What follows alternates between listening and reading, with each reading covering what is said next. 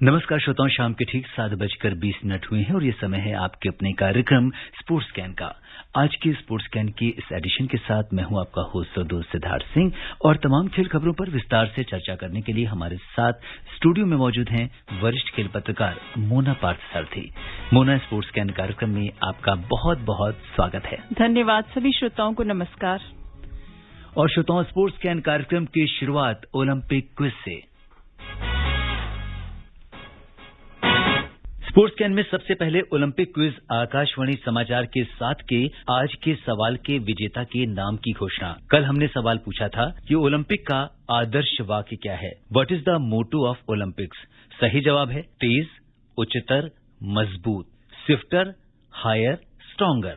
आदर्श वाक्य लैटिन अभिव्यक्ति है जिसे सिटियस, एल्टियस और फोर्टियस कहते हैं। इसका सही जवाब हमें ईमेल के माध्यम से देश के कोने कोने से ढेर सारे श्रोताओं ने भेजा है, लेकिन जिन्होंने सबसे पहले जवाब भेजा और जो बनते हैं आज के विजेता, वो हैं हिमाचल प्रदेश शिमला के राहुल कश्यप। राहुल को स्पोर्ट्स कैन और आकाशवाणी समाचार की पूरी टीम की ओर से ढेर सारी बधाई।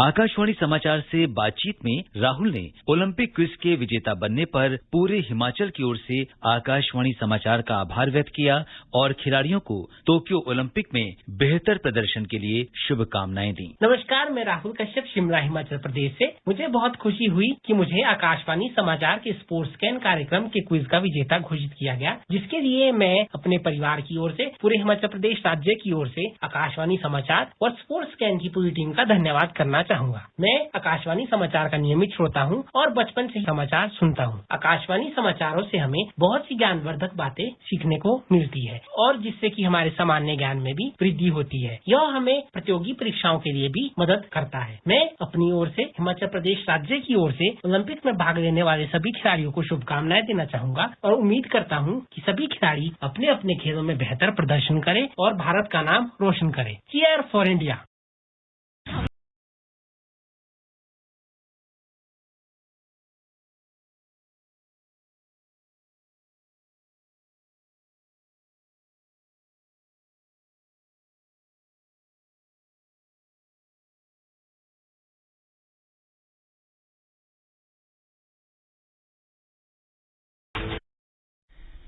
जी हाँ मोना, आकाशवाणी ने जो ये पहल शुरू की ओलंपिक क्विज की, इसमें पूरे देश से हमारे पास श्रोता हिस्सा ले रहे हैं और वो खिलाड़ियों को बधाई संदेश भेज रहे हैं इस अपने ईमेल के माध्यम से।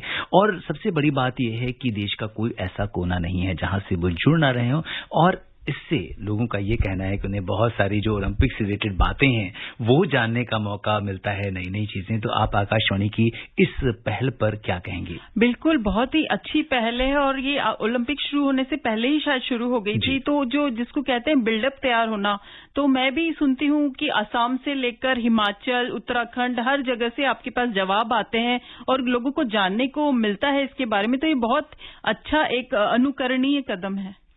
बिल्कुल, तो इसमें देश भर से हिस्सा ले रहे हैं और लोगों को इंतजार होता है कि आज क्या सवाल पूछा जाएगा। और अब बात करते हैं ओलंपिक क्विज के आज के सवाल की। ओलंपिक क्विज आकाशवाणी के साथ में हमारा आज का सवाल है,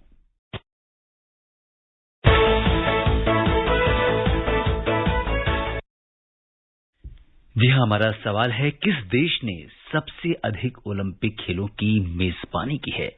which country has hosted the most Olympics? आप अपने जवाब हमें ईमेल पर भेज सकते हैं। पता है airsportscan@gmail.com, airsportscan@gmail.com। सबसे पहले सही जवाब भेजने वाले श्रोता को विजेता घोषित किया जाएगा। विजेता का नाम कल के स्पोर्ट्स कैन कार्यक्रम में बताया जाएगा। साथ ही हमारे Twitter handle @AIR News Alerts पर भी फ्लैश होगा। आपको ये भी बता दें कि ईमेल पर अपने जवाब के साथ आप हमें अपना नाम, पता और फोन नंबर भी भेजें, जिससे यदि आप इस क्विज के विजेता बनते हैं तो हम आपको आपके पते पर आपकी जर्सी भेज सकें। तो देर न कीजिए और जल्दी से हमारे आज के प्रश्न का जवाब हमें ईमेल करें, क्योंकि सबसे पहले जवाब भेजने वाले ईमेल को ही इनाम दिया जाएगा।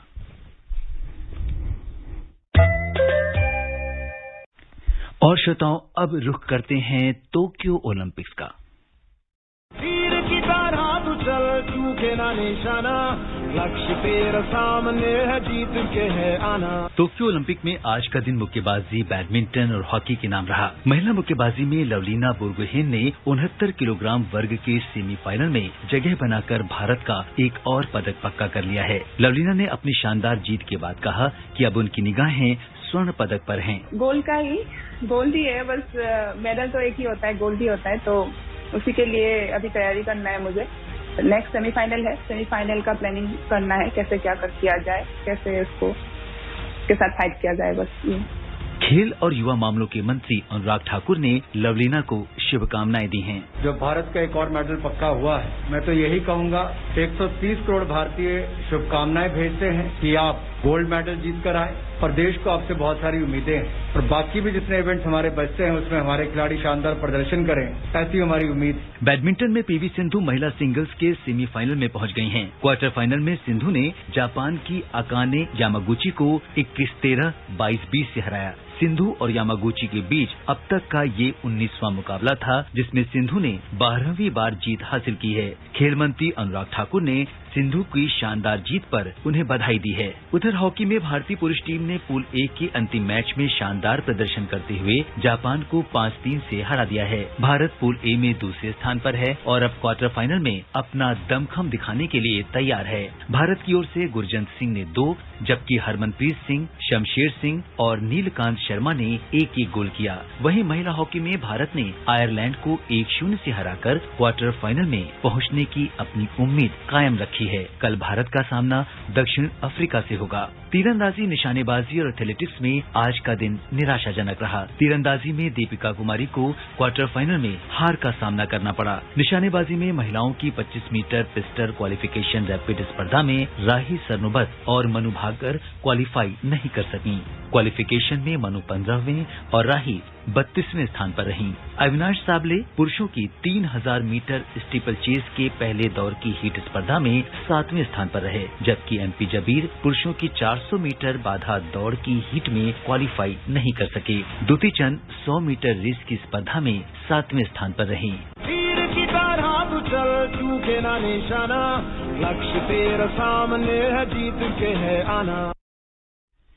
जी हाँ मोना, अगर हम आज का दिन देखें ओलंपिक का तो बड़ा मिला जुला सा दिन रहा। और सबसे पहले बात करते हैं मुक्केबाजी में, जहां पे लवलीना बोरगोहेन ने आज एक पदक तो पक्का कर ही लिया है और गोल्ड की उम्मीद उनसे की जा रही है। क्या कुछ कहेंगे? बिल्कुल, जिस तरह कल एमसी मैरीकॉम बाहर हुई, काफी निराशा थी क्योंकि मैरीकॉम को पदक की बड़ी उम्मीद माना जा रहा था, लेकिन लवलीना को जो देखते आए हैं प्रदर्शन करते हुए, बहुत ही संयम के साथ खेलती हैं और आज जिस तरह से उन्होंने जवाबी हमले किए, उनका रक्षण देखने लायक था। आखिरी 3 मिनट में जो उनका जो डिफेंस था वही उनके लिए कारगर साबित हुआ और मुझे पूरा यकीन है कि ये बड़े मुकाबलों की खिलाड़ी हैं, बड़े मुकाबलों की मुक्केबाज हैं और बड़े से बड़े प्रतिद्वंदी को ये हराने का मादा रखती हैं। तो जैसा उन्होंने कहा कि वो पीले रंग का ही उनको तमगा चाहिए और उम्मीद करते हैं कि गोल्ड का खाता वो खोलेंगी। अभिनव बिंद्रा के बाद व्यक्तिगत स्पर्धा का एक गोल्ड भारत के लिए आएगा। बिल्कुल, निश्चित तौर पर ये गोल्ड भारत के नाम होगा और पूरे देश की उम्मीदें और शुभकामनाएं उनके लवलीना के साथ हैं। और अगर हम देखें तो मुक्केबाजी में भारत का जो आगे का सफर है, अब कल किन स्पर्धाओं में, मुक्केबाजी में कल की भी स्पर्धाएं हैं, तो किन खिलाड़ियों पर नजर रहेगी? देखिए, अमित पंघाल के बारे में शुरू से ही, जब से मुक्केबाजी के लिए टोक्यो गई है टीम, अमित पंघाल पर सभी की नजरें हैं और वो कल अपनी चुनौती पेश करेंगे। उसके अलावा सतीश कुमार सुपर हैवीवेट में जो पहुंचने वाले क्वार्टर फाइनल में पहले मुक्केबाज बन गए हैं। फिर पूजा रानी, बहुत सारे मुक्केबाज हैं अभी प्रतिस्पर्धा में। तो उम्मीद करते हैं कि लवलीना के प्रदर्शन से, जिसको कहते हैं पूरी टीम को एक टॉनिक मिल गया होगा और अच्छा प्रदर्शन करने के लिए प्रेरित होंगे। बिल्कुल, और जहां तक अगर हम पंघाल की बात करें तो पिछले दिनों भी बहुत बेहतरीन प्रदर्शन करते रहे हैं और विश्व स्तर पर जो है एक बड़ा नाम है और उनसे देश को पदक की बड़ी उम्मीद है। बिल्कुल, और विदेश से अभ्यास करके अभी सीधे टोक्यो आ रहे हैं और पिछले 2-3 साल में लगातार जिसको कहते हैं निरंतरता उनके प्रदर्शन में नजर आई है और उम्मीद करते हैं कि वो उस लय को यहाँ बरकरार रखते हुए, क्योंकि आगाज जो हुआ था मुक्केबाजी का विकास कृष्णन से भी बड़ी उम्मीदें थी, लेकिन वो उम्मीदों पर खरा नहीं उतर पाए। उसके बाद मैरी कॉम हार गई, लेकिन अब लवलीना और पंघाल पर काफी दारोमदार हो गए। बिल्कुल, और अब बात करते हैं बैडमिंटन की, जिसमें पीवी सिंधु महिला सिंगल्स के सेमीफाइनल में पहुंच गई हैं। और जैसा कि हम बात कर रहे थे मोना की, जो उनके और अकाने यामागुची के बीच में जिस तरीके से उन्होंने मतलब मुकाबला आज खेला है, वो वाकई में मुझे लगता है कि जो देश के जो बडिंग बैडमिंटन प्लेयर्स हैं या पूरे वर्ल्ड में, वो उस मुकाबले की चर्चा हो रही है। बिल्कुल, जैसे पहले कहा जाता था कि भारतीय खिलाड़ी, चाहे किसी भी खेल की हम बात करें, चोकर से एक शब्द यूज होता था कि दबाव के आगे घुटने टेक देते हैं, या किसी बड़े खिलाड़ी की ख्याति से हम आतंकित हो जाते हैं कि इसको कैसे हराएंगे। जब साइना खेलती थी तो कहते थे चीन की दीवार, कोरिया की दीवार सिंधु के भी सामने, लेकिन आज जिस तरह से उन्होंने खेला, पहला गेम थोड़ा आसान रहा, लेकिन दूसरे गेम में एक बार 20-20 तक मामला चला गया था और उसके बाद लग रहा था कि ये तीसरे गेम तक खींचेगा मामला। और डर ये लग रहा था कि जैसे टेनिस में हुआ था सानिया मिर्जा और अंकिता रैना के साथ, कि पहला सेट जीतने के बाद वो लोग मुकाबला हार गए, तो लग रहा था कि उसकी पुनरावृत्ति यहां ना हो जाए। लेकिन जबरदस्त धैर्य का प्रदर्शन देकर उसने दिखा दिया कि वो मानसिक रूप से कितनी दृढ़ है, और जिसको कहा जाए आयरन गर्ल बैडमिंटन की। और अब बड़े बड़े प्रतियोगी, और सिंधु ने पिछले मैच में कहा था, पिछले मैच के बाद, कि यहाँ आज कुछ भी आसान नहीं है, चाहे आप पहले दौर में खेले, चाहे आप सेमीफाइनल खेले, क्योंकि यहाँ दुनिया के सर्वश्रेष्ठ खिलाड़ी आए हैं। तो अकाने यामागुची से शुरुआत हो गई है, अगले सेमीफाइनल में टू जू यिंग के साथ उनको खेलना है, और पूरी उम्मीद है जिस फॉर्म में सिंधु हैं, जिस तैयारी के साथ वो आई हैं और जितनी वो मानसिक रूप से दृढ़ है, मुझे लगता है कि इस बार वो अपने पदक का रंग बदलकर ही मानेंगी। बिल्कुल, और जैसा कि आपने कहा कि यिंग के साथ जो उनका सेमीफाइनल में जो अगला मुकाबला होने वाला है, पूरे देश की नजर उस पर होगी और उम्मीद करते हैं कि सिंधु उसमें अपना बेहतरीन प्रदर्शन करेंगी और निश्चित तौर पर अपने पदक का रंग बदलेंगी। बात करते हैं हॉकी की, जिसमें आज जो मैच जापान के साथ हुआ, 5-3 से शानदार तरीके से जो हमारे खिलाड़ियों ने अपना जौहर दिखाया और उनको हराया है। तो कहीं ना कहीं इस समय जो है क्वार्टर फाइनल में अब हम अपना दमखम दिखाने के लिए तैयार हैं पूरी तरह से।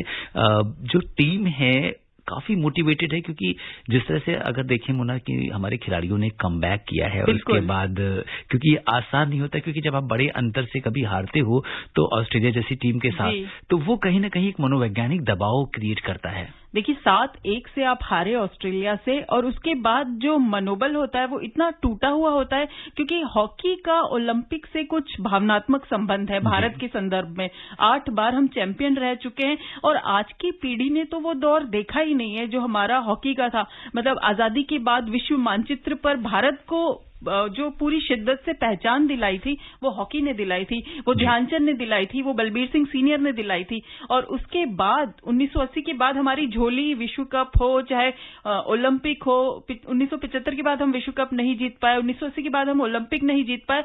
तो जब तक हम जीतेंगे नहीं, तब तक हमें रोल मॉडल्स नहीं मिलेंगे। तो खेल के प्रचार प्रसार के लिए भी ये बहुत जरूरी है कि टीम अच्छा प्रदर्शन कर सके, और इस बार इस टीम से जरूर उम्मीदें थी, रियलिस्टिक चांस जिसको कहते हैं पोडियम फिनिश का।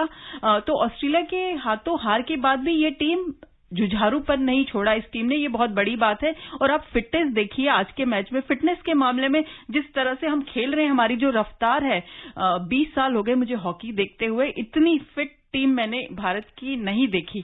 तो ये बहुत जबरदस्त प्रदर्शन है। अब क्वार्टर फाइनल के मुझे लगता है पूरी तरह से टीम तैयार है। बिल्कुल, और आज जिस तरह का गुरजंत सिंह ने अपना दमखम दिखाया, 2 गोल उन्होंने जिस तरीके से किया। गुरजंत वो खिलाड़ी हैं कि अंतर्राष्ट्रीय हॉकी में सबसे तेज गोल करने का रिकॉर्ड, दूसरे नंबर पर वो रिकॉर्ड उनके नाम पर है। तो बड़े ही, जब ये टीम चुनी गई तो बड़ी आलोचना की जा रही थी कि 10 नए चेहरे जिनका पहला ओलंपिक है, चाहे वो शमशेर हो, चाहे वो दिलप्रीत हो, चाहे वो गुरजंत हो, विवेक हो, वरुण कुमार हो। लेकिन आप पिछले मैच में देखिए, वरुण और विवेक ने गोल किया, पहला गोल ओलंपिक अपने हॉकी कैरियर में। और उसके बाद आज गुरजंत खेले, शमशेर, दिलप्रीत, सभी बहुत जबरदस्त तालमेल देखने को मिला। तो ये युवा ब्रिगेड जो है हर चुनौती पर खरे उतरने के लिए बिल्कुल कमर कस चुकी है। अब क्वार्टर फाइनल में सामने जो आए, इनकी अर्जुन की आंख की तरह मुझे लगता है नजरें एकदम पदक पर टिकी हुई है। बिल्कुल। तो कहीं न कहीं आपने जैसा ऐतिहासिक पृष्ठभूमि की चर्चा की हमारे देश की हॉकी को लेकर, और बिल्कुल कहीं न कहीं एक दिल का रिश्ता है हॉकी के साथ। 8 बार के वर्ल्ड चैंपियन हैं। और मैंने अपने पिछले इंटरव्यूज में जैसे कि बहुत सारे पुराने प्लेयर से बात करी, जफर इकबाल से बात कर रहा था मैं, तो उन्होंने कहा कि जो रिकॉर्ड बनाया है इंडिया ने, इसको तोड़ना किसी के बस की बात नहीं है। और जब आप 8 बार के विजेता होते हैं तो कहीं ना कहीं वो हिस्टोरिकल और एक देश के लिए गौरव की बात होती है। तो मुझे लगता है कि इस बार टीम ने काफी क्वार्टर फाइनल तक, अब तक का जो हम सफर अगर हम कह सकते हैं तो बहुत बेहतरीन रहा है, और उम्मीद करते हैं कि इसमें भी सफलता मिलेगी। और इसके साथ ही अगर हम महिला हॉकी की अगर हम बात करें तो उसमें भी थोड़ा सा कभी खट्टा कभी मीठा अनुभव रहा है। इसके बारे में आप क्या कहेंगे? देखिए 3 मैच, मतलब इस टीम को मैं काफी समय से देख रही हूं और ये इतनी बुरी टीम नहीं है कि लगातार 3 मैच इतने बड़े अंतर से हार जाए। काफी अच्छी टीम है, प्रदर्शन भी बहुत अच्छा रहा है, तैयारी भी पुख्ता थी, लेकिन वो होता है ओलंपिक का दबाव। इस टीम में भी कई नए खिलाड़ी हैं जिनके लिए पहला ओलंपिक है। और आप देखिए, आपने जिस तरह से आज नोवाक जोकोविच हार गए, ऐश बार्टी हार गई, केंतो मोमोता हार गए, और बड़े बड़े खिलाड़ी यहां पर हार गए। तो ये एक ओलंपिक का अलग तरीके का दबाव होता है। तो मुझे लगता है उस कसौटी पर खरी नहीं उतर पाई पहले 3 मैचों में टीम, लेकिन आज थोड़ा बेहतर प्रदर्शन किया। हालांकि आज भी थोड़ा निराशाजनक इस संदर्भ में था कि 14 पेनल्टी कॉर्नर में से आप गोल नहीं कर पाए। वो 57वें मिनट में जो रानी ने लॉन्ग पास देके गेंद सौंपी नवनीत को और गोल चला गया। तो ये एक अच्छा प्रदर्शन है, पर इसमें बहुत ज्यादा सुधार की जरूरत है अभी। और आज एक जो अहम मुकाबला क्वार्टर फाइनल हुआ तीरंदाजी का, जिसमें दीपिका कुमारी से थोड़ी निराशा हुई क्योंकि काफी पदक की उम्मीद मानी जा रही थी। वर्ल्ड के नंबर 1 आर्चर हैं, तो शायद उस तरह के प्रदर्शन की उम्मीद थी। देखिए दीपिका के लिए लगातार हैट्रिक हो गई है विफलता की। लंदन ओलंपिक में वो गई, दुनिया की नंबर 1 तीरंदाज वो तब भी थी, काफी उम्मीदें उनसे तब भी थी, और वो वहां पहले दौर में ही बाहर हो गई। फिर उसके बाद रियो में भी निराशा ने उनका साथ नहीं छोड़ा, और इस बार वाकई में क्वार्टर फाइनल तक जब वो पहुंची तो उम्मीद की जा रही थी कि वो अनसान की चुनौती को इस बार पार कर पाएंगी। लेकिन नतीजा फिर वो 2019 में भी इसी जगह पर उनसे हारी थी, और आज भी उनको इसी तरह पराजय का सामना करना पड़ा। तो अब अतनु दास से उम्मीदें बची हुई है, जो उनके पति भी है, कि प्री क्वार्टर फाइनल में वो पहुंच चुके हैं, और उम्मीद करते हैं कि जो पूरा एक तीरंदाजों का निराशाजनक प्रदर्शन है वो भरपाई कर पाएंगे कहीं। बिल्कुल। तो इन सब मुकाबलों पर हमारी नजर बनी रहेगी। और श्रोताओं, आपको बता दें कि आकाशवाणी, दूरदर्शन और डीडी स्पोर्ट्स चैनल ओलंपिक 2020 के आयोजनों का व्यापक रूप से प्रसारण कर रहे हैं। ये प्रसारण आकाशवाणी और दूरदर्शन के डिजिटल प्लेटफॉर्म्स पर उपलब्ध है। डीडी स्पोर्ट्स, दूरदर्शन समाचार और डीडी इंडिया चैनल पर ओलंपिक से संबंधित प्रतिदिन विशेष कार्यक्रम भी प्रसारित किए जा रहे हैं। ओलंपिक में विभिन्न खेल प्रतियोगिताओं का डीडी स्पोर्ट्स पर प्रतिदिन सुबह 5 बजे से शाम 7 बजे तक सीधा प्रसारण किया जा रहा है। ओलंपिक से जुड़े कार्यक्रमों का प्रसारण आकाशवाणी के सभी प्रमुख केंद्रों से किया जा रहा है, और ये कार्यक्रम आकाशवाणी के यूट्यूब चैनल, डीटीएच और न्यूज ऑन एआईआर ऐप पर भी उपलब्ध हैं। और श्रोताओं, चलते चलते आपको याद दिला दें कि ओलंपिक क्विज के में आज का जो हमारा सवाल है वो ये है कि किस देश ने सबसे अधिक ओलंपिक की मेजबानी की है? Which country has hosted the most Olympics? आप अपने जवाब हमें इस ईमेल पर भेज सकते हैं। पता है airsportscan@gmail.com। सबसे पहले सही जवाब भेजने वाले श्रोता को विजेता घोषित किया जाएगा। विजेता का नाम कल के स्पोर्ट्स कैन कार्यक्रम में बताया जाएगा। साथ ही हमारे ट्विटर हैंडल @AIRNewsAlerts पर भी फ्लैश होगा। आपको यह भी बता दें कि ईमेल पर अपने जवाब के साथ आप हमें अपना नाम, पता और फोन नंबर भी भेजें, जिससे यदि आप इस क्विज के विजेता बनते हैं तो हम आपको आपके पते पर आपकी जर्सी भेज सकें। श्रोताओं, अब समय अनुमति नहीं दे रहा कि हम कुछ और खेल खबरों पर चर्चा करें।